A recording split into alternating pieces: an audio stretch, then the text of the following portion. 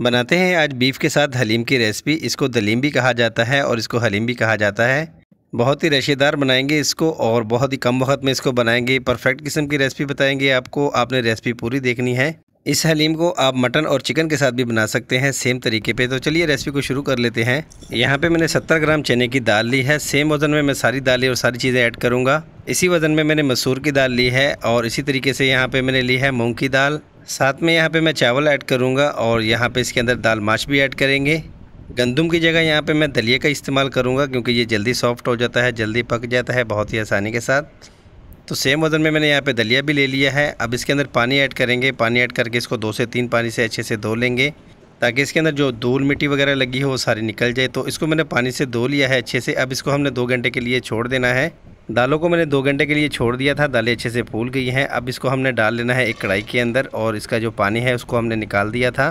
कुछ खड़े गरम मसाले ऐड करेंगे। यहाँ पे एक तेज़पत्ता ऐड करेंगे, एक दालचीनी का टुकड़ा ऐड करेंगे छोटा सा, एक बड़ी इलायची यहाँ पे ऐड करेंगे और यहाँ पे इसके अंदर ऐड करेंगे नमक। 1 टीस्पून मैंने नमक ऐड किया है। 1 टीस्पून यहाँ पे मैंने इसके अंदर हल्दी पाउडर ऐड किया है और इसके अंदर अब शामिल करेंगे हम पानी। पानी हम इतना ही शामिल करेंगे जितने के अंदर जो है दालें अच्छे से डिप कर जाए। एक दफ़ा चम्मच चला के इसको अब हमने कवर कर देना है तकरीबन 15 से 20 मिनट के लिए, या जब तक आपकी जो दालें हैं वो सॉफ्ट ना हो जाए। दालें जब तक तैयार होती है तो इसकी बाकी की तैयारी कर लेते हैं। यहाँ पे एक प्रेशर कुकर लेंगे। इसके अंदर कुकिंग ऑयल ऐड करेंगे। कुकिंग ऑयल जो है मैंने आधे कप से थोड़ा सा कम ही इस्तेमाल किया है। यहाँ पे इसके अंदर एक प्याज जो है रफली कटा हुआ इसके अंदर शामिल कर देंगे। प्याज को यहाँ पे अच्छे से फ्राई करेंगे जब तक कि इसका अच्छा सा गोल्डन सा कलर ना आ जाए, तब तक इसको हमने फ्राई करना है। प्याज गोल्डन हो गया है यहाँ पे। अब इसके अंदर हमने शामिल करना है बीफ का गोश्त। तो बीफ का गोश्त यहाँ पे तकरीबन आधा किलो मैंने लिया है। बग़ैर हड्डी वाला गोश्त मैंने यहाँ पे लिया है। इसके अंदर इसको शामिल कर देते हैं। गोश्त शामिल करने के बाद यहाँ पे 1 टेबल स्पून इसके अंदर कुटा हुआ लहसुन ऐड करेंगे। 1 टेबल स्पून यहाँ पे इसके अंदर अदरक ऐड करेंगे। लहसुन अदरक के साथ गोश्त की अच्छे से बुनाई कर लेंगे ताकि इसके अंदर एक अच्छा सा टेस्ट जो है वो आ जाए। गोश्त की थोड़ी सी बुनाई हो जाए लहसुन अदरक के साथ तो इसके अंदर कुछ मसाले ऐड करेंगे। यहाँ पे 1 टीस्पून लाल मिर्च पाउडर मैंने ऐड किया है। 1 टीस्पून यहाँ पे मैंने गरम मसाला पाउडर ऐड किया है। 1 टीस्पून यहाँ पे मैंने धनिया पाउडर ऐड किया है। मसालों की यहाँ पे गोश्त के साथ थोड़ी सी बुनाई करेंगे। मसालों की हमने बुनाई कर ली है अच्छे से। अब यहाँ पे थोड़ा सा हमने नमक ऐड करना है तकरीबन आधा टीस्पून के करीब। गोश्त के अंदर मैंने नमक थोड़ा सा कम ही शामिल किया है क्योंकि मैंने दालों के अंदर भी शामिल किया है।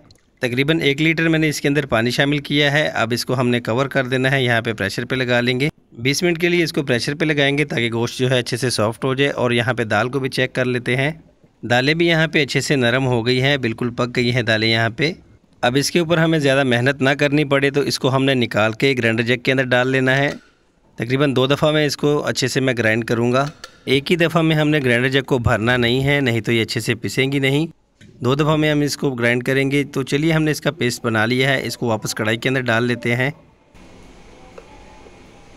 जग के अंदर थोड़ी सी दालें लगी होंगी तो इसके अंदर आपने पानी शामिल करके वो भी इसके अंदर शामिल कर देना है। चूल्हे को यहाँ पे मैंने अभी बंद ही रखा है। पहले हमने यहाँ पे दालों की पानी के साथ अच्छे से मिक्सिंग करनी है। दालें अच्छे से मिक्स हो गई हैं। अब यहाँ पे गोश्त को चेक कर लेते हैं कि गोश्त जो है हमारा सॉफ्ट हुआ है कि नहीं। गोश्त जो है अच्छे से सॉफ्ट हो गया है। तकरीबन 25 मिनट लगे हैं इसको इस तरीके से गलाने में। गोश्त के हमने रेशे बनाने हैं तो इसको अब हमने थोड़ा सा कूटना है ताकि इसके जो सारे रेशे हैं वो अच्छे से निकल आए। गोश्त को मैंने अच्छे से कूट लिया है। यहाँ पे देख सकते हैं कि किस तरीके से इसके रेशे बन गए हैं। इस गोश्त के रेशों को हमने डाल लेना है अब दाल के अंदर और इसकी अच्छे से मिक्सिंग करनी है।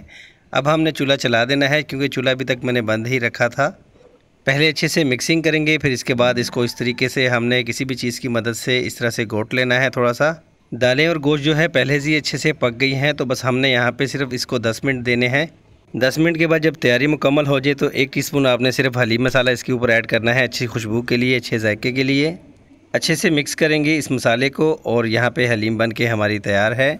मैं आपको यहाँ पे किसी प्लेट के अंदर डाल के दिखाता हूँ। चेक करें यहाँ पे कितने ज़बरदस्त किस्म के इसके रेशे बने हैं। बहुत ही मज़े की ये बनी है। तो मैं आपके लिए इसी तरह की अच्छी रेसिपी ला के देता रहता हूँ। रेसिपी अच्छी लगी हो तो चैनल को सब्सक्राइब कर दें, लाइक भी कर दें और बेल आइकन पर भी प्रेस कर दें। बेल आइकन पर प्रेस करने से हर आने वाली वीडियो का नोटिफिकेशन आप तक पहुँचता रहेगा। तो मिलते हैं किसी अच्छी सी रेसिपी के साथ नेक्स्ट रेसिपी के लिए। अल्लाह हाफिज़।